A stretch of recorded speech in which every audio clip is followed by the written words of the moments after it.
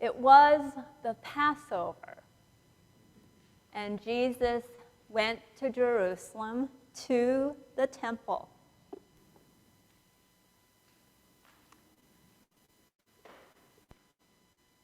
And there he met the money changers. In the Gospel of Matthew, Mark, and Luke, the scene with the money changers is all the way near the end of those Gospels. It was after Jesus had ridden on a donkey and went into Jerusalem in triumph. And then he went into the temple area and he turned over the tables of the money changers and set the animals free with a whip. And he said to the money changers, "You den of robbers." Now, in the Gospel of John, however, this money changer scene is not at the end, right before Jesus is crucified, but all the way back at the beginning of the Gospel, very early. And it was after the first sign, sometimes thought of as a miracle, but the first sign at Cana, where Jesus turned water into wine. Now, why would the Gospel of John move the temple scene of the money changers that in the other three Gospels were at the end, all the way to the beginning, right after the first sign at Cana? Well, part of the reason is that this scene here acts as a discussion on what happened at Cana. As you recall, it is the first, quote, miracle, but in the Gospel of John, it's called a sign. And there was a wedding, and people were having fun, but they ran out of wine. And Jesus then tells the servants to fill these 6 stone jars and fill it with water, and he changes it all into wine. That was 30 gallons each, 6 stone jars. And I did the calculation, 900 bottles of wine. 900 bottles of wine. I guess we can each have a case here. Not only was there so much wine, it was the best wine anyone had ever tasted. So signs in the Gospel of John are not revelatory in and of themselves. What they do as a sign, like any sign you see on your traffic, is it kind of indicates something, like curve ahead, you know. But here in the Gospel, where there's a sign, the sign was asking some questions like, who is this guy who can change water into wine? And why so much wine? What does the abundance mean about this guy? And why is the wine so good? Why has this guy, whom we don't know who he is, has made so much but given us the best? What does this all indicate about who he is? In the Gospel of John, each sign is followed by a discourse, a discussion.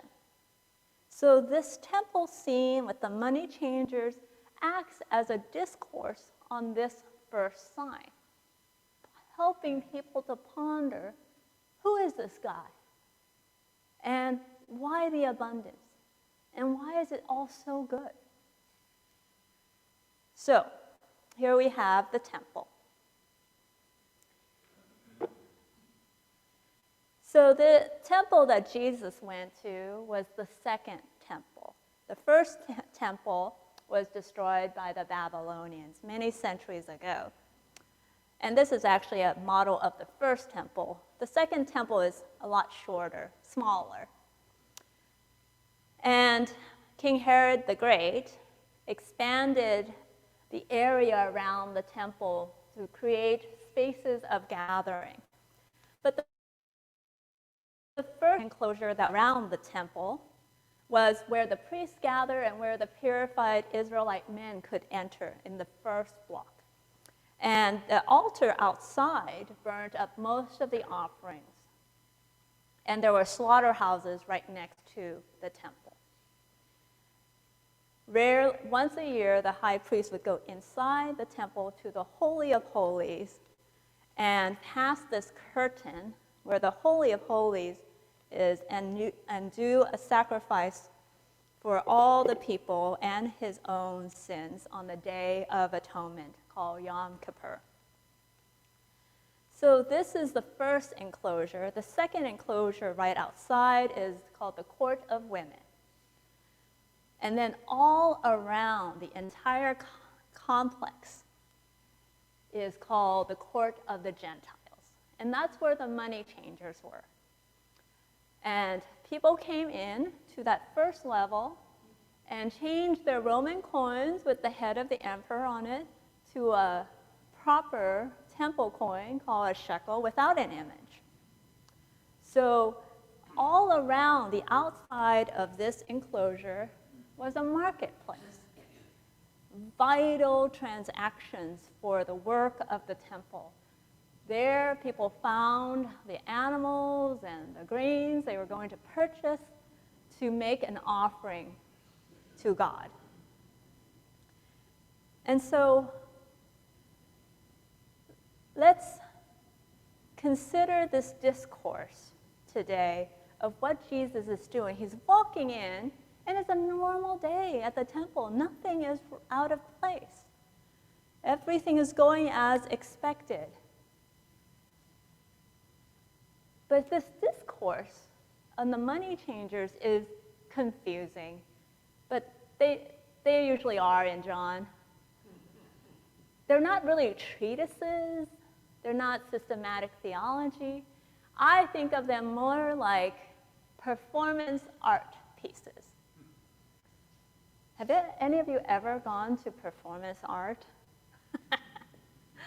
Okay, I went a couple times, and I don't really get performance art, but that's part of the point, I think. So one of the performance art pieces I went to, I watched for half an hour while a woman drank out of a fire hydrant, and then it stopped, and then is there any more to this?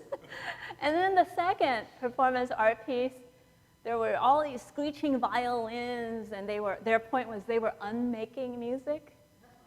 And I had a headache afterwards, and everyone else who seemed to understand performance art went, oh. And I'm like, I have a headache. So performance art, to me, is very, not just evocative, but provocative.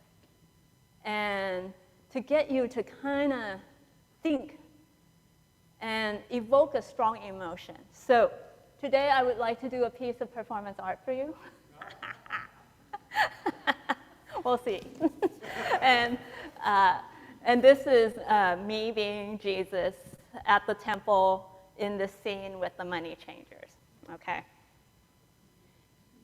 So he walks in, regular day at the temple, and he says, "Excuse me, may I have your attention for this amazing pop-up art experience? Please gather." And then he turns around and he begins his performance art. In the beginning, there was the Word. And the Word was God, and the Word was with God. And the Word became flesh and tabernacled among you. Tabernacle? Tabernacle? Therefore, since the Word became flesh and tabernacled among you. Do not make my Father's house into a marketplace. Take your tables with your coins. This is really the performance art piece.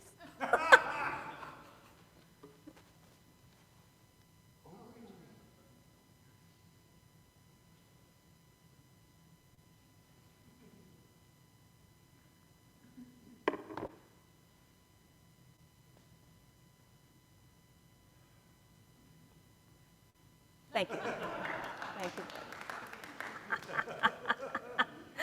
What did that mean? Yes, the people also wondered, what did that mean? Why would you say, don't make my Father's house into a marketplace? I really thought he was going to say, you den of robbers. But he didn't say den of robbers. I mean, not that I would ever rob anyone as a money changer, but, theoretically. But why would he say, don't make my Father's house into a marketplace? That's what a temple is. You have to have the market. Where would you get all the animals for the sacrifice? What is he saying about the temple? Is he talking about the temple? Or is he talking about something else? This is very confusing.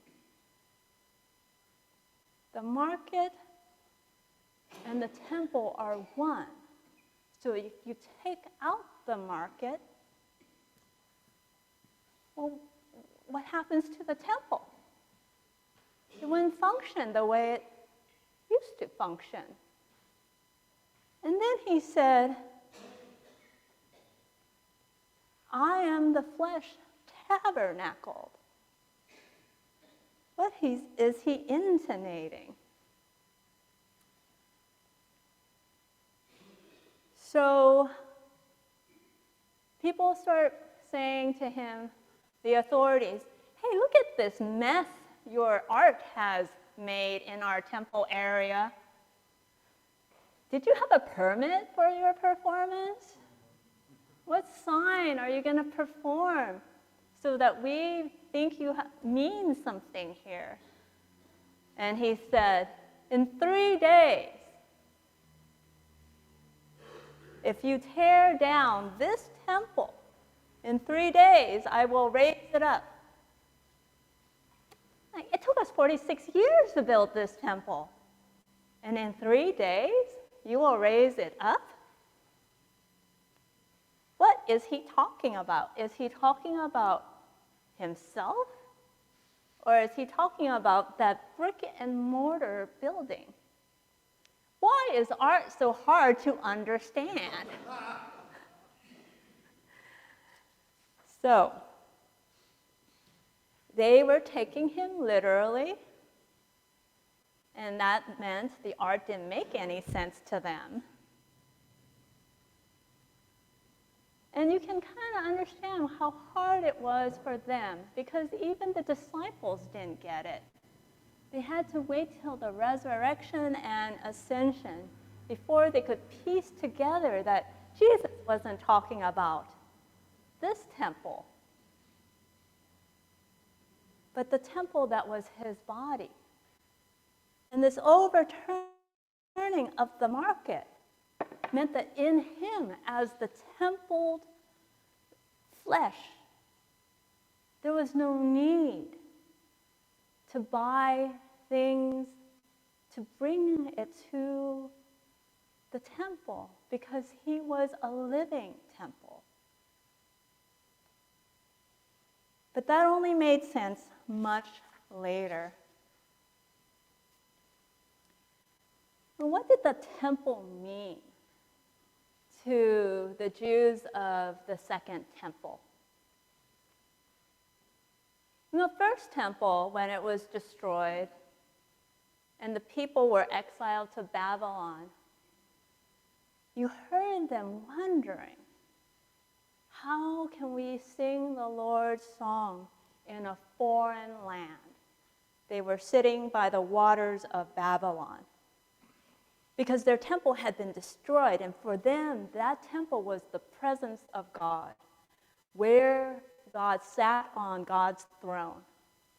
So since the time of the Babylonian exile and since their return, even when they were far away in Babylon, they had to rethink, what does it mean to have God's presence near you when the temple is destroyed? And when they came back to the land of Israel and built the second temple, they already had this vast theology around the presence of God. So that for them, the second temple, yes, was a place in which they felt the presence of God. But they had a whole system of synagogues by then, and they were thinking about, where does one find the presence of God? What can the temple mean besides brick and mortar? And the Pharisees taught that the Word could be the temple, where they could find the presence of God. But by the time of the destruction of the second temple, in the year 70, and John's Gospel is written in 100, in those 30 years, people contemplated, now what? What does it mean, the presence of God? How do we find it? How do we know when we are in it? And there was a group of people, the Jesus-believing Jews, who said, we find the temple in Jesus.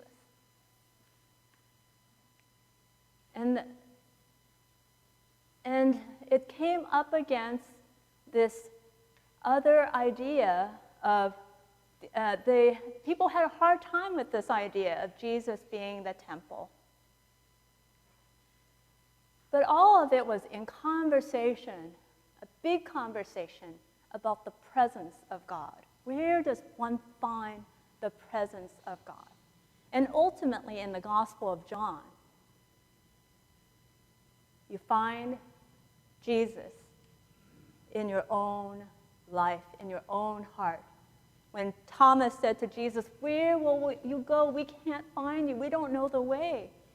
And Jesus said, you know the way. Consider this. We are now in that inheritance of asking the same questions. From this point, who is this guy?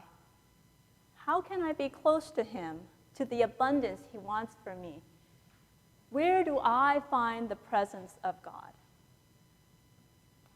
Do I only find it here?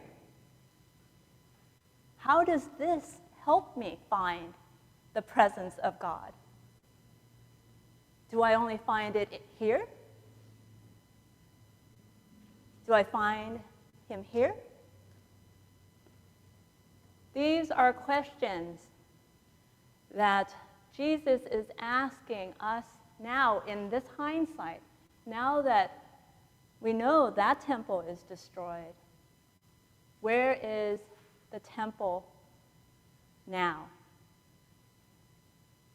And God trusts us to keep asking these questions of where we find the presence of God. So now I ask you, how do you experience the presence of God in your life? What does it look like in your own flesh? Do you feel tabernacled? And what does it mean to have a living relationship with Jesus? Not brick and mortar, but art. So we keep following the sign, the direction of the questions that have been asked, and we continue to ask them today. How do you experience the presence of God? Amen.